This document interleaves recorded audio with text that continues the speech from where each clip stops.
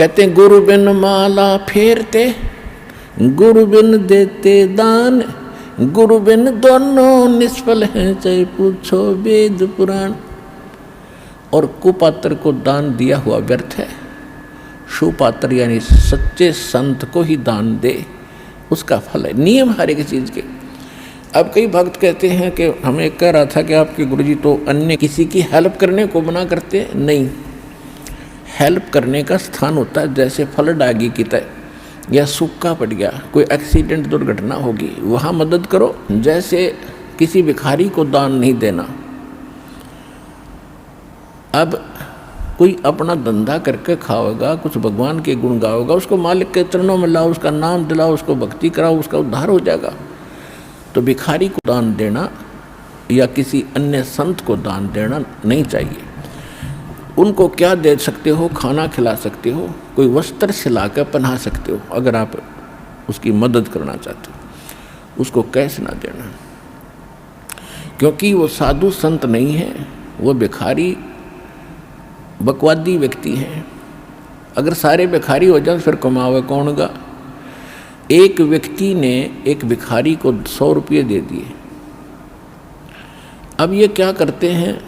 सारी बकवाद करते हैं, शराब ये पीवें, मांस ये खावें, क्यों फ्री का मिल रहा है। और फिर सबके गधे बनेंगे, किसी कुत्ते बनेंगे, वो संस्कार और बढ़ेगा, वो वापस देना पड़ेगा। कोई वैसे थोड़ा किसी से ले लिया वो देना नहीं। कहते तुमने उस दरगाह का मैल नहीं देखा और धर्मराज के तिल तिल का लेखा।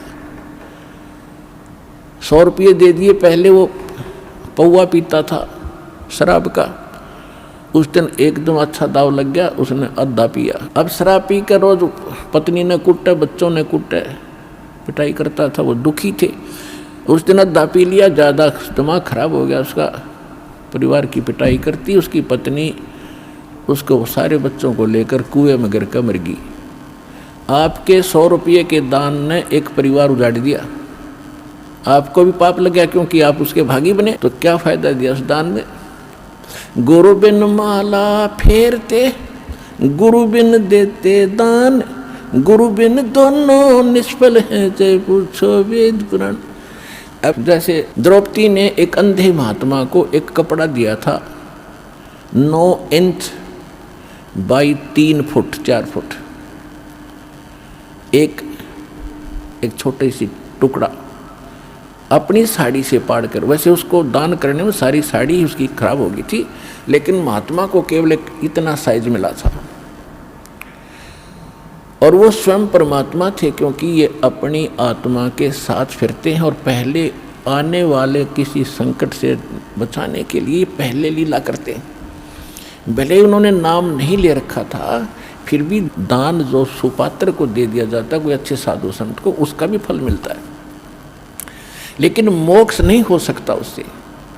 तो छोटे मोटे संकट निवारण भी परम संत से ही होते हैं, वो परमात्मा स्वयं ही लीला करता है उस संत की।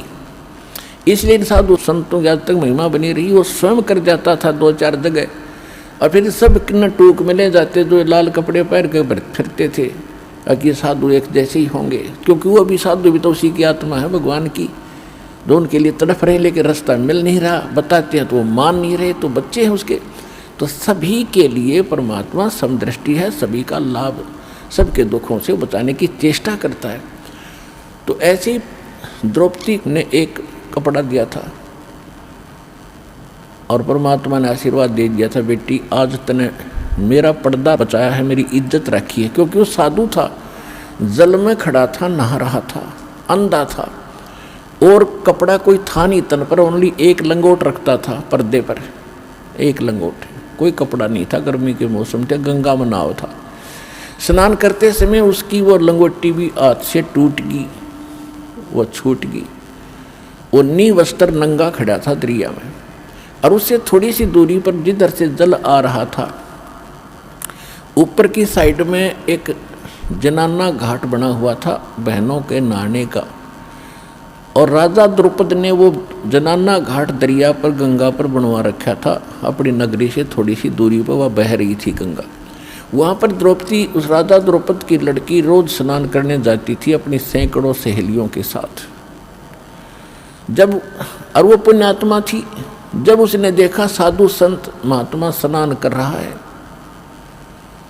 तो उसने सोचा कि महात्मा से बात करेंगे सुबह सुबह, बड़े सौभाग्य हमारा, संत के दर्शन हुए। कहते हैं साधु दर्शन राम का मुख पर बसे सुहाग, और दर्श उन्हीं को होत है जिनके पूर्ण भाग। साधु दर्शन राम का साहिब आवे याद, और लेखे में वही समय बाकी का समय बर्बाद। फिर उसने सोचा कि संत नहा रहे हैं, मैं भी नहा लेती हूँ, फिर स्वच्छ होकर बात करेंगे। वो स्नान करके आधा घंटा में बाहर आई घाट से, क्या देखा कि महात्मा तो फिर भी जल में ही खड़े हैं। वो बाहर इसलिए नहीं आए कि मैं अंधा हूँ और निर्वस्त्र हो गया, नंगा। और लड़कियाँ की आवाज़ सुनने लगी, तो पहले इतने पानी में था और गहरे में चला गया इतने में कि कहीं बहन बेटियों के सामने मैं निर्वस्त्र नजर ना आऊं, शर्म का मारे। अब वो कुछ नहा नहीं रहा था, वो ऐसे हाथ मार रहा था, वो सोच रहा था कोई कपड़ा बहता हुआ आ जाए, मैं लपेट कर बाहर निकलूं। द्रौपदी ने देखा आधा घंटा हो गया, संत नहा नहीं रहा, कुछ खोज रहा है। फिर उसने देखा अपने ध्यान से कि महात्मा तो निर्वस्त्र है, ये वस्त्र बिना आवेगा नहीं, बाहर कोई वस्तु पटड़ी पे है नहीं, ये सारा दिन खड़ा रहेगा, रात को निकलेगा, गल जाएगा भूखा प्यासा। तो लड़की ने आओ देखा ना ताओ अपनी साड़ी पाड़ी। राजा की लड़की की कितनी कॉस्टली साड़ी होती है, कीमती साड़ी, कपड़ा होगा ये विचार कर लेना। और उसने उस इतनी कीमती साड़ी और संत के लिए पाड़ कर डाल दी। एक लकीर एक बिलहात की, यानी 9 इंच लगभग, कोपीन आकार की, और पाड़ के और 3 फुट चौड़ी लंबी पानी में डाल दी। बहता हुआ वह साथ से निकल गई, लेकिन महात्मा ने दिखाई नहीं था, लीला थी उनकी, और निकल गई। 7-8 बार ऐसी साड़ी पाड़ पाड़ के एक बिलहात यानी 9-9 इंच 7-8 बार पाड़ के डाल दी, लेकिन साधु के हाथ नहीं लगी, वो साइड से निकल जाती थी, उसको दिखाई नहीं देता था। तो यह लीला भी भगवान कर रहे थे कि इसके कर्म बनाऊं, इसके कर्म बने या इसका एक कैर टूटेगा, वो बचे क्यों करे इस बेटी का। अब देखो पुण्यात्मा, लोभ लालच करे तो ऐसा करे, बेईमाना करे तो ऐसा करे। उसके साथ और भी सहेली थी, नौकरानियाँ थी। उन नौकरानियों को भी कह सकती थी कि एक साड़ी का टुकड़ा डाल दो महात्मा के लिए, तो एक साड़ी का 2 साड़ी डाल। उसने पता था, नौकरानी को मालूम है आज अपनी राजा की लड़की के कहने से हम थोड़ा सा टुकड़ा साड़ी का देंगे, 2 साड़ी देगी, जाते ही 2-3 धोती देगी, बढ़िया, तो वो डाल सकती थी। लेकिन उसने उनको नहीं दिया, क्योंकि उसको मालूम था कि मैं पुण्य करूंगी अपने हाथ से, मुझे मिलेगा, ये करेंगी तो इनको मिलेगा। इतना अध्यात्म ज्ञान उन बच्चों को उसमें दिया जाता था। मैं रोटी खाऊंगी मेरा पेट भरेगा, ये खाएगी इसका भरेगा। तो उसने ये बेईमाना लालच कराया। तो लोभ करे तो ऐसे करे, दान धर्म करने का स्वयं करे, अपने डट के करे और सेवा करने का। तो इसी प्रकार जब उसने 7-8 को पीन के ऐसे डाल दी, नहीं हाथ लगी, फिर उन्हें सोचा निकट न्यों नहीं जावे थी कि कहीं महात्मा को आभास ना हो जाए कि लड़की है ये जो कपड़ा डाल रही निकट आएगी, तो कहीं ये आगे को ना सरक जा दरिया की तरफ और बह जावे, मर जावे, यो तेज धार में बह के। बोल इसलिए नहीं रही थी, इसलिए उसने एक लंबी लकड़ी उठाई जंगल से, उसके फिर एक और टुकड़ा पाड़ा, फाड़ के उसके लपेटा और धीरे धीरे साधु संत के हाथ के निकट कर दिया, जहाँ वो ऐसे हाथ मार रहा था। जब उसके हाथ लग गया, उसने तुरंत उसको पकड़ा मजबूती से। फिर उसने देखा कि ये वैसे कोई बहता हुआ कपड़ा नहीं है, ये तो स्पेशल साइज पाड़ कर साड़ी का दिया हुआ है, और बेटी भी आस पास ही होगी। वो तो अंतर्यामी थे, लेकिन लीला जो भगवान करते हैं, जैसे 120 वर्ष धानक रूप में, जुलाई रूप में काशी में रहेगी, कोई आज तक नहीं समझ पाया वो भगवान थे। आज समझ में आ गया कि वो परमात्मा थे और हैं और रहेंगे।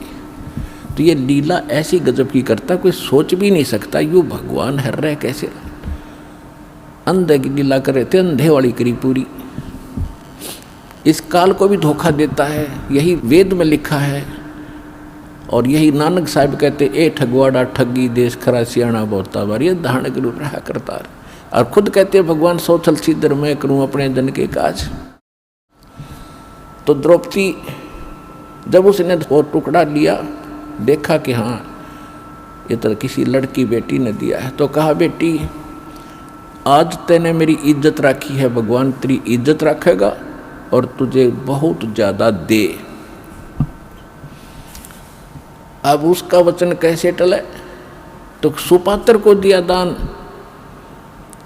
इस संसार में आने वाले कैर से भी कुछ ऐसे कर्म हैं जो दान से ही कटते हैं, कुछ ऐसे कर्म हैं जो सेवा से ही कटते हैं, कुछ ऐसे पाप कर्म हैं जो आपके आरती सिमरन सत्संग सुनने से कटेंगे, कुछ ऐसे कर्म हैं जो दान धर्म करने से और हवन यज्ञ करने से कटेंगे, कुछ ऐसे कर्म हैं जो दंडोत प्रणाम से ही आपके नाश होंगे, कुछ ऐसे पाप कर्म हैं जो सिमरन से ही कटेंगे। तो हमने सारे फार्मूले अपनाने अपने अंतःकरण को दौड़ने के लिए, साफ करने के लिए। तो वो तरीके सारे के सारे आपको यहाँ मिलेंगे और पृथ्वी पर नहीं हैं। इससे आपका अंतःकरण भी साफ होगा, जिस कारण से आपको इस जीवन में भी सुख होगा और मोक्ष भी मिलेगा।